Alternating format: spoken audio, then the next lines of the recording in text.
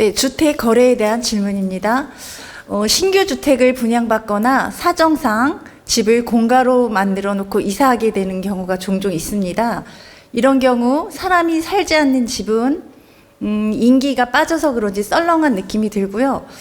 또 거래가 사는 집에 비해서 그렇게 잘 이루어지는 것 같지 않은데요. 이렇게 공가로 되어 있는 집을 새 주인이 올 때까지 기다리는 것과 공가로 만들어 놓고 이사하는 경우 어떤 경우인지가 더 득된지 궁금하고요. 그리고 주택의 빠른 거래를 위한 마음가짐이나 비법이 있으면 궁금해서 질문드립니다. 고맙습니다. 우리가 이사를 할 때 내가 이 집에 살면서 집을 내놓고 집 보러 오게 하고 이사하는 방법, 또 집을 빈집으로 비워놓고 이사를 간 다음에 집을 내놓고 이렇게 팔거나 내놓는 방법, 이 두 가지 형태를 물으셨는데, 내가 살면서 집을 내놓을 때 더 빨리 나갈 수 있고 더 매매도 쉽게 될 수 있고 임대도 더 쉽게 나갈 수가 있습니다.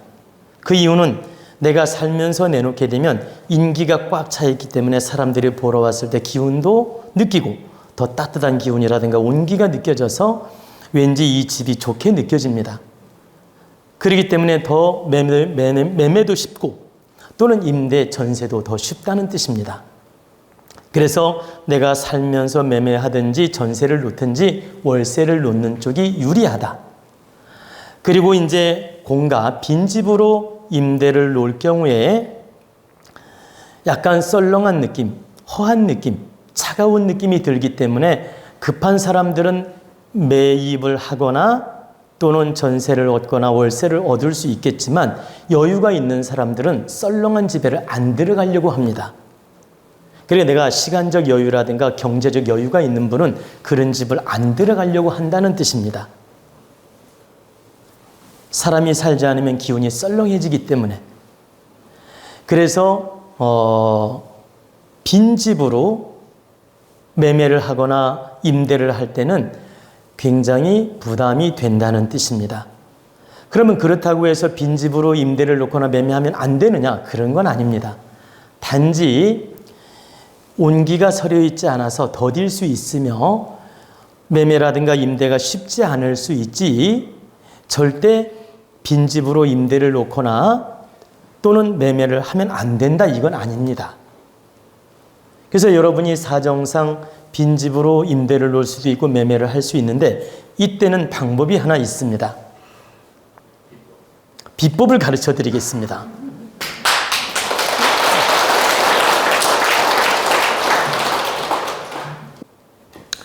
여러분에게 비법을 말씀드릴 텐데 그 비법은 세 가지가 있습니다. 세 가지를 제가 다 가르쳐 드리겠습니다. 첫째는 여러분이 그 빈집에 안방이 됐든 그 거실이 됐든 쌀을 이렇게 그 단지가 됐든 아니면 통이 됐든 아니면은 쌀자루가 됐든 이런 그리고 제가 말씀드리는 건 이런 큰 물통 같은 것도 관계없고, 그리고 물통은 입구가 작으면 안 돼요. 제가 말하는 건 이렇게 김치독 같은 거 있잖아요. 김치독 같은 것도 관계없고 또 단지도 괜찮고 또는 그것도 마땅하지 않으면 쌀자루도 관계없습니다. 이렇게 쌀을 한 말 정도를 먹던 쌀 있죠. 여러분들이 늘 밥에 먹던 쌀을 한 말 정도를 남겨서 그 집에다 놓는 겁니다. 그러면 거실이든 안방이든 어디든지 그 단지다 담아놔도 되고 쌀자루채 놓아도 되고, 근데 단지다 담아놓는 게 보기가 좋지요. 그래서 단지 같은 데다가 이렇게 담아서 한 말 정도 담아서 놓는다. 그리고 또 꼭 뚜껑을 덮냐 닫냐 이걸 물어보는 분이 있어요. 뚜껑을 닫아 놓으십시오. 열어놓으면 먼지도 들어가고 사람들이 와서 봤을 때 이건 뭐야? 이런 느낌이 들으니까 그냥 먼지 안 들어가게 닫아놔도 됩니다. 이런 방법이 첫째고, 두 번째는 여러분이 이사하고 나면 농도 치우고 다 정리하고 막 지저분하게 해놓고 나가지 않습니까? 막 먼지도 가득하고 그러지 마시고 뭐 깨끗하게 윤기가 나게 할 필요는 없지만 기본 청소를 깔끔하게 한 다음 어느 한쪽에다가 이렇게 박스 있죠. 이런 박스에다 여러분들이 입었던 옷, 그러면 버리는 옷을 해놓으면 부담이 없죠. 여러분들이 이사할 때 버릴 만한 옷들이 있지 않습니까? 그런 것을 한두 개 정도 그 박스에 담아서 놓는 겁니다. 역시 안방에다 놔도 괜찮아요. 내가 입었던 버릴 만한 옷을 몇 개 챙겨서 박스에 담아서 그냥 놓는 거예요. 응? 이게 두 번째 방법. 그리고 이제 세 번째 방법은 여러분이 이사 갈 때 밥그릇이든 밥통이든 다 가지고 가잖아요. 그죠? 근데 여러분들이 쓰시는 밥그릇 한 벌 정도 있죠? 그리고 밥그릇, 국그릇 한 벌 정도. 그것은 이렇게 식기 올려놓는 곳이 있죠? 거기다가 밥그릇, 국그릇, 뭐 수저 이렇게 한 벌 정도는 올려놓는 겁니다. 그러면 처음에 쌀을 한 말 정도 쌀독이든 뭐 이렇게 무슨 통이든 쌀자루든 이런 데다 담아서 거실이든 안방이든 놓고 또 옷 버릴 만한 옷을 박스에 담아서 놓고 또 부엌에는 밥그릇 쓰다 남은 밥그릇 한 벌 정도는 넣어놓고 가는 겁니다. 그리고서 이 집을 내놓는 거예요. 그럼 너무 놀라운 사실은 어떤 사람이 이 집을 보러 왔을 때 그렇게 썰렁한 느낌이 안 듭니다. 너무 놀라운 사실은 물론 빈집의 느낌은 드는데 그렇게 섬찟하거나 썰렁한 느낌이 들지 않는다. 그리고 왠지 모르게 애착이 가고 약간은 온기가 느껴져요. 사람이 살 때만큼 온기가 느껴지지는 않지만 그래도 썰렁하고 차갑고 부담스러운 느낌이 없다. 왠지 정감이 간다. 왠지 사람이 살았던 것처럼. 왠지 빈집이지만 완벽한 빈집이 아닌 것처럼 느낌이 괜찮다는 뜻입니다. 그러면 내가 살 때만큼 좋은 기운이 충만하지는 않지만 30% 기운은 존재한다 이 뜻이에요. 여러분이 살았을 때 100의 에너지라면 그렇게만 해놓아도 30% 에너지는 그 공간에 존재한다. 근데 이 30% 에너지만 존재하더라도 섬찟하거나 썰렁한 느낌이 들지 않는다는 뜻입니다. 그러므로 여러분이 부득이 빈집을 놔두고 이사하고 빈집으로 집을 내놓을 때는 이런 세 가지 방편을 쓰게 되면 이사 올 사람이 왠지 기분이 좋으면서 계약도 쉽게 이루어진다는 뜻입니다. 그리고 이제 집이 급매로 빨리 팔리고 싶다. 집이 급매로 빨리 전세가 나가고 싶다. 이렇게 급매로 빨리빨리 전세나 매매가 되기를 바라는 분들이 있는데 그럴 때 이제 사람들이 비법을 물어요. 그럼 비법을 물으면 어느 무당한테 가면 가위를 걸어놔라. 어느 무당한테 가면 또 뭐 알죠? 뭘 붙여놔라.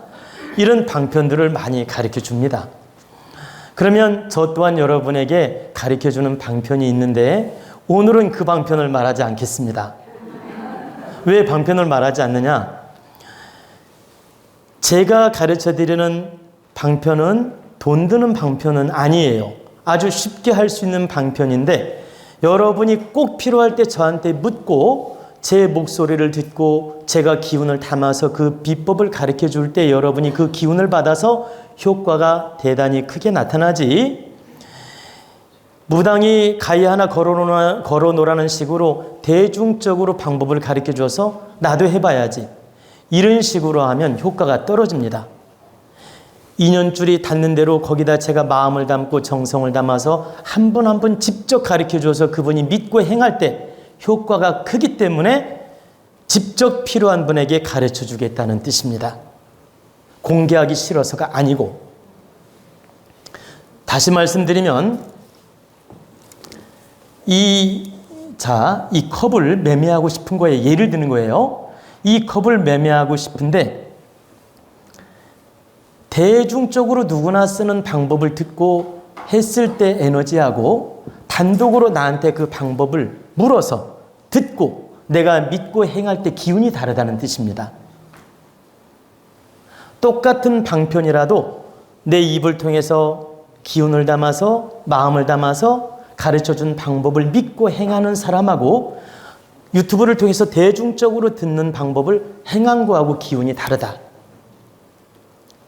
그래서 금매라든가 전세가 빨리 나가게 한다든가 이런 개인적 방편은 개인마다 기운을 담아서 전해줄 때 효과가 크고 도움이 되기 때문에 제가 그렇게 가르쳐 드린다는 뜻입니다.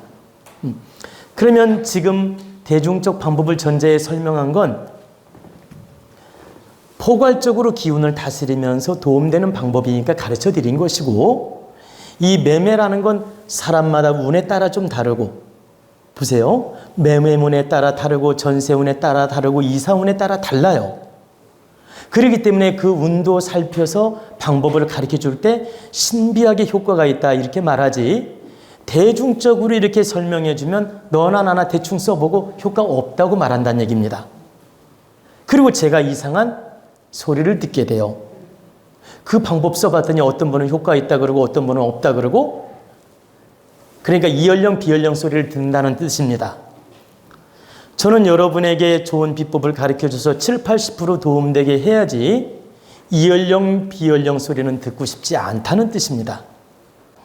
계약이 정식으로 되고 계약금을 정식으로 받고 계약이 이루어지면 그 쌀독하고 밥그릇하고 이걸 그 옷하고 가지고 와야 됩니다.